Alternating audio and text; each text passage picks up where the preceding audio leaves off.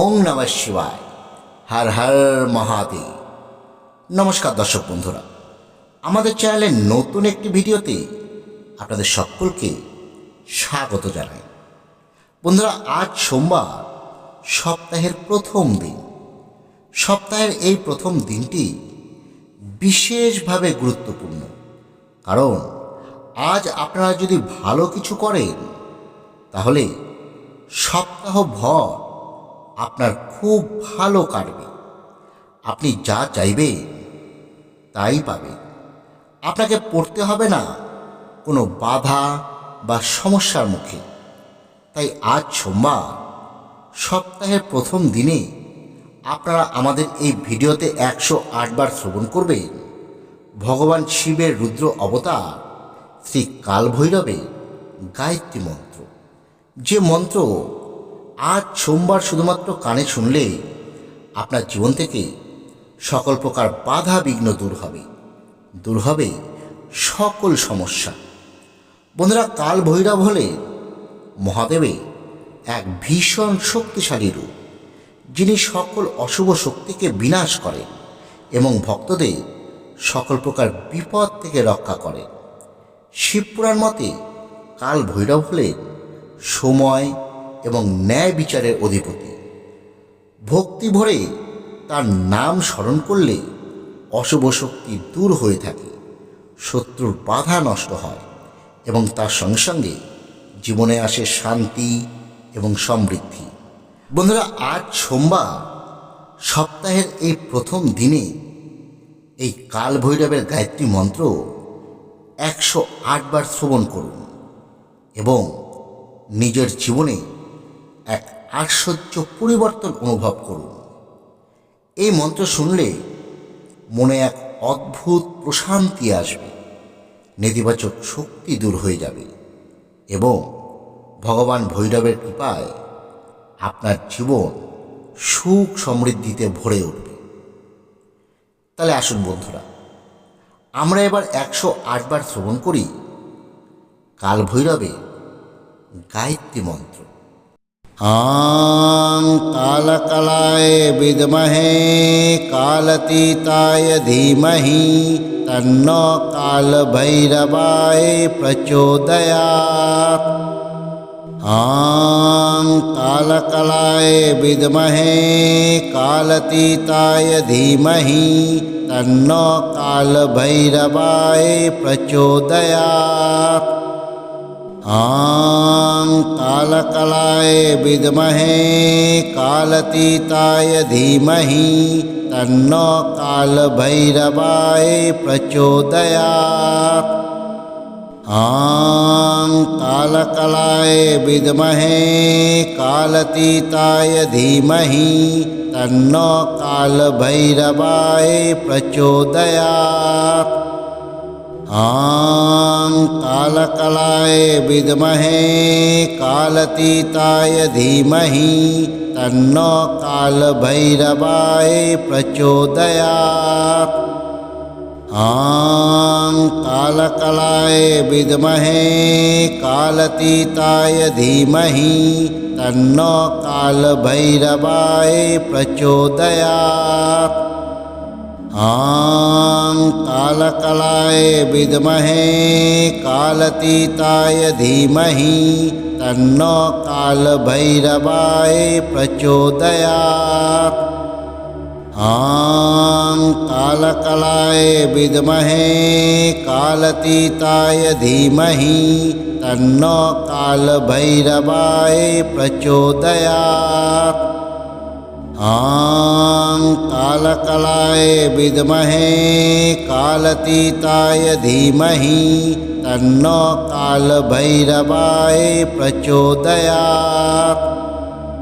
আং কালকলায় বিদ্মহে কালতীতায় ধীমহি তন্নো কালভৈরবায় প্রচোদয়াৎ। আং কালকলায় বিদ্মহে কালতীতায় ধীমহি তন্নো কালভৈরবায় প্রচোদয়াৎ। ॐ कालकलाय विद्महे कालतीताय धीमहि तन्नो कालभैरवाय प्रचोदयात्। ॐ कालकलाय विद्महे कालतीताय धीमहि तन्नो कालभैरवाय प्रचोदयात्। ॐ कालकलाय विद्महे कालतीताय धीमहि तन्नो कालभैरवाय प्रचोदयात्। ॐ कालकलाय विद्महे कालतीताय धीमहि तन्नो कालभैरवाय प्रचोदयात्। ॐ कालकलाय विद्महे कालतीताय धीमहि तन्नो कालभैरवाय प्रचोदयात्। ॐ कालकलाय विद्महे कालतीताय धीमहि तन्नो कालभैरवाय प्रचोदयात्। ॐ कालकलाय विद्महे कालतीताय धीमहि तन्नो कालभैरवाय प्रचोदयात्। ॐ कालकलाय विद्महे कालतीताय धीमहि तन्नो कालभैरवाय प्रचोदयात्। ॐ कालकलाय विद्महे कालतीताय धीमहि तन्नो कालभैरवाय प्रचोदयात्। ॐ कालकलाय विद्महे कालतीताय धीमहि तन्नो कालभैरवाय प्रचोदयात्। ॐ कालकलाय विद्महे कालतीताय धीमहि तन्नो कालभैरवाय प्रचोदयात्। ॐ कालकलाय विद्महे कालतीताय धीमहि तन्नो कालभैरवाय प्रचोदयात्। ॐ कालकलाय विद्महे कालतीताय धीमहि तन्नो कालभैरवाय प्रचोदयात्। ॐ कालकलाय विद्महे कालतीताय धीमहि तन्नो कालभैरवाय प्रचोदयात्। ॐ कालकलाय विद्महे कालतीताय धीमहि तन्नो कालभैरवाय प्रचोदयात्। ॐ कालकलाय विद्महे कालतीताय धीमहि तन्नो कालभैरवाय प्रचोदयात्। ॐ कालकलाय विद्महे कालतीताय धीमहि तन्नो कालभैरवाय प्रचोदयात्। ॐ कालकलाय विद्महे कालतीताय धीमहि तन्नो कालभैरवाय प्रचोदयात्। ॐ कालकलाय विद्महे कालतीताय धीमहि तन्नो कालभैरवाय प्रचोदयात्। ॐ कालकलाय विद्महे कालतीताय धीमहि तन्नो कालभैरवाय प्रचोदयात्। ॐ कालकलाय विद्महे कालतीताय धीमहि तन्नो कालभैरवाय प्रचोदयात्। ॐ कालकलाय विद्महे कालतीताय धीमहि तन्नो कालभैरवाय प्रचोदयात्। ॐ कालकलाय विद्महे कालतीताय धीमहि तन्नो कालभैरवाय प्रचोदयात्। ॐ कालकलाय विद्महे कालतीताय धीमहि तन्नो कालभैरवाय प्रचोदयात्। ॐ कालकलाय विद्महे कालतीताय धीमहि तन्नो कालभैरवाय प्रचोदयात्। ॐ कालकलाय विद्महे कालतीताय धीमहि तन्नो कालभैरवाय प्रचोदयात्। ॐ कालकलाय विद्महे कालतीताय धीमहि तन्नो कालभैरवाय प्रचोदयात्। ॐ कालकलाय विद्महे कालतीताय धीमहि तन्नो कालभैरवाय प्रचोदयात्। ॐ कालकलाय विद्महे कालतीताय धीमहि तन्नो कालभैरवाय प्रचोदयात्। ॐ कालकलाय विद्महे कालतीताय धीमहि तन्नो कालभैरवाय प्रचोदयात्। ॐ कालकलाय विद्महे कालतीताय धीमहि तन्नो कालभैरवाय प्रचोदयात्। ॐ कालकलाय विद्महे कालतीताय धीमहि तन्नो कालभैरवाय प्रचोदयात्। ॐ कालकलाय विद्महे कालतीताय धीमहि तन्नो कालभैरवाय प्रचोदयात्।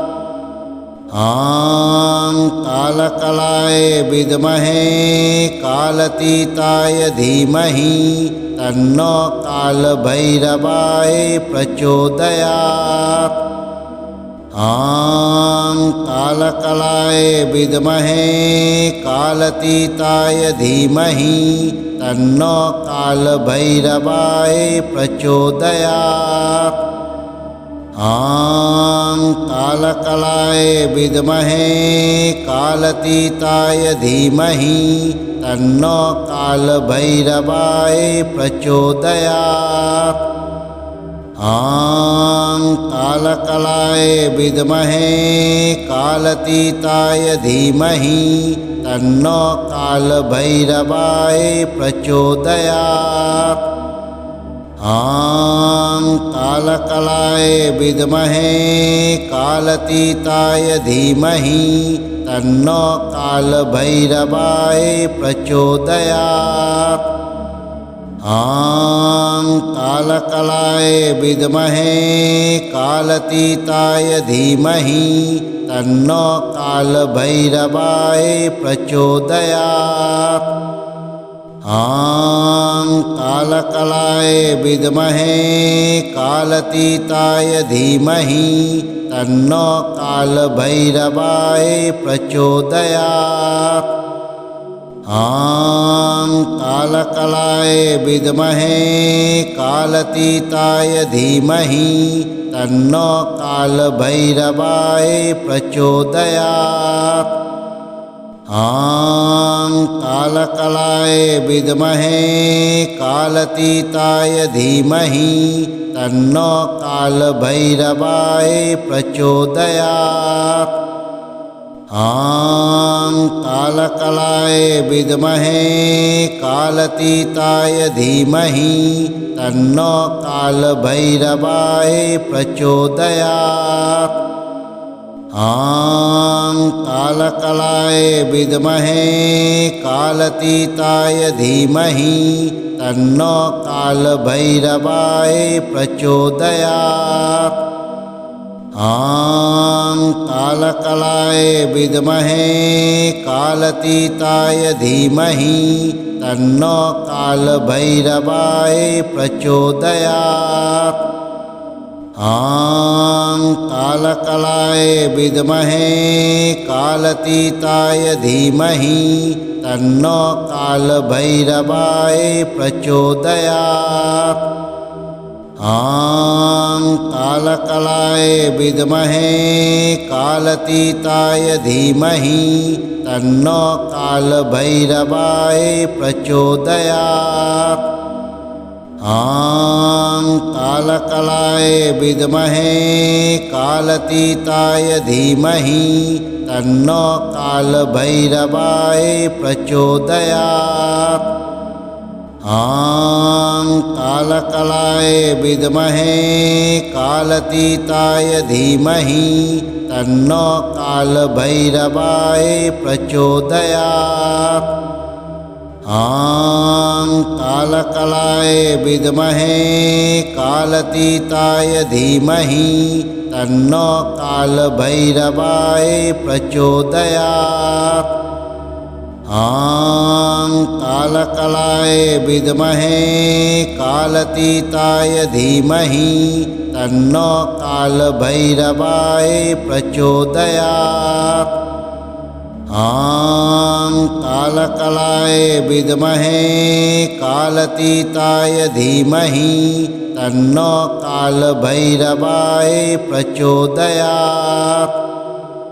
ॐ कालकलाय विद्महे कालतीताय धीमहि तन्नो कालभैरवाय प्रचोदयात्। ॐ कालकलाय विद्महे कालतीताय धीमहि तन्नो कालभैरवाय प्रचोदयात्। ॐ कालकलाय विद्महे कालतीताय धीमहि तन्नो कालभैरवाय प्रचोदयात्। ॐ कालकलाय विद्महे कालतीताय धीमहि तन्नो कालभैरवाय प्रचोदयात्। ॐ कालकलाय विद्महे कालतीताय धीमहि तन्नो कालभैरवाय प्रचोदयात्। ॐ कालकलाय विद्महे कालतीताय धीमहि तन्नो कालभैरवाय प्रचोदयात्। ॐ कालकलाय विद्महे कालतीताय धीमहि तन्नो कालभैरवाय प्रचोदयात्। ॐ कालकलाय विद्महे कालतीताय धीमहि तन्नो कालभैरवाय प्रचोदयात्। ॐ कालकलाय विद्महे कालतीताय धीमहि तन्नो कालभैरवाय प्रचोदयात्। ॐ कालकलाय विद्महे कालतीताय धीमहि तन्नो कालभैरवाय प्रचोदयात्। ॐ कालकलाय विद्महे कालतीताय धीमहि तन्नो कालभैरवाय प्रचोदयात्। ॐ कालकलाय विद्महे कालतीताय धीमहि तन्नो कालभैरवाय प्रचोदयात्। ॐ कालकलाय विद्महे कालतीताय धीमहि तन्नो कालभैरवाय प्रचोदयात्। ॐ कालकलाय विद्महे कालतीताय धीमहि तन्नो कालभैरवाय प्रचोदयात्। ॐ कालकलाय विद्महे कालतीताय धीमहि तन्नो कालभैरवाय प्रचोदयात्। ॐ कालकलाय विद्महे कालतीताय धीमहि तन्नो कालभैरवाय प्रचोदयात्। ॐ कालकलाय विद्महे कालतीताय धीमहि तन्नो कालभैरवाय प्रचोदयात्। ॐ कालकलाय विद्महे कालतीताय धीमहि तन्नो कालभैरवाय प्रचोदयात्। ॐ कालकलाय विद्महे कालतीताय धीमहि तन्नो कालभैरवाय प्रचोदयात्। ॐ कालकलाय विद्महे कालतीताय धीमहि तन्नो कालभैरवाय प्रचोदयात्। ॐ कालकलाय विद्महे कालतीताय धीमहि तन्नो कालभैरवाय प्रचोदयात्। ॐ कालकलाय विद्महे कालतीताय धीमहि तन्नो कालभैरवाय प्रचोदयात्। ॐ कालकलाय विद्महे कालतीताय धीमहि तन्नो कालभैरवाय प्रचोदयात्। ॐ कालकलाय विद्महे कालतीताय धीमहि तन्नो कालभैरवाय प्रचोदयात्। ॐ कालकलाय विद्महे कालतीताय धीमहि तन्नो कालभैरवाय प्रचोदयात्। ॐ कालकलाय विद्महे कालतीताय धीमहि तन्नो कालभैरवाय प्रचोदयात्। ॐ कालकलाय विद्महे कालतीताय धीमहि तन्नो कालभैरवाय प्रचोदयात्। ॐ कालकलाय विद्महे कालतीताय धीमहि तन्नो कालभैरवाय प्रचोदयात्। ॐ कालकलाय विद्महे कालतीताय धीमहि तन्नो कालभैरवाय प्रचोदयात्। ॐ कालकलाय विद्महे कालतीताय धीमहि तन्नो कालभैरवाय प्रचोदयात्। ॐ कालकलाय विद्महे कालतीताय धीमहि तन्नो कालभैरवाय प्रचोदयात्। ॐ कालकलाय विद्महे कालतीताय धीमहि तन्नो कालभैरवाय प्रचोदयात्। ॐ कालकलाय विद्महे कालतीताय धीमहि तन्नो कालभैरवाय प्रचोदयात्। ॐ कालकलाय विद्महे कालतीताय धीमहि तन्नो कालभैरवाय प्रचोदयात्। ॐ कालकलाय विद्महे कालतीताय धीमहि तन्नो कालभैरवाय प्रचोदयात्। ॐ कालकलाय विद्महे कालतीताय धीमहि तन्नो कालभैरवाय प्रचोदयात्। ॐ कालकलाय विद्महे कालतीताय धीमहि तन्नो कालभैरवाय प्रचोदयात्। ॐ कालकलाय विद्महे कालतीताय धीमहि तन्नो कालभैरवाय प्रचोदयात्। ॐ कालकलाय विद्महे कालतीताय धीमहि तन्नो कालभैरवाय प्रचोदयात्। ॐ कालकलाय विद्महे कालतीताय धीमहि तन्नो कालभैरवाय प्रचोदयात्। ॐ कालकलाय विद्महे कालतीताय धीमहि तन्नो कालभैरवाय प्रचोदयात्।